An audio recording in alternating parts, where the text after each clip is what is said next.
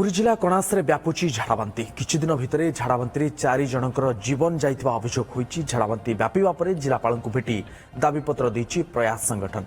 पानीय जल समस्यार स्थायी समाधान नहेले आगकू व्यापक जन आंदोलन हेबो बोली संगठन चेतावनी देछि। अन्यपटे जिलापाल कहछन्ती घटनार तदंत करा जाउछि, तुरंत एहार समाधान करा जिवो। घटनास्थल को स्वतंत्र डाक्तरी टीम अनुध्यान करिछि। लोकंकु टैंकर जोगे पीबा पानी जोगाई दिया जाउथबा जिलापाल कहछन्ती।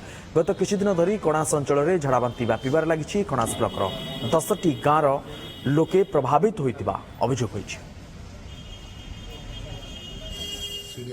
हेल्थ डिपार्टमेंट तरफ स्वतंत्र टीम मुतयन करते एम्बुलेंस परमानेंट स्टैंड बाय रखा जाए डेली मॉनिटरिंग कर टैंकर माध्यम ड्रिंकिंग वाटर प्रदान करा जो मेगा वाटर सप्लाई प्रोजेक्ट अच्छी जहाद्वारा कि गाँव मैंने पानी जल डायरेक्टली पाइबे से तार अंतिम पर्यायर अच्छी तो से कार्य संपन्न पद निर्धारित करा जाए समस्त जो गाँ गुड़िक अच्छा से पेरिफेरी से टैंकर माध्यम पानी जल दिज्व ताकि ये कौन रिपीट एपिसोड हम नहीं।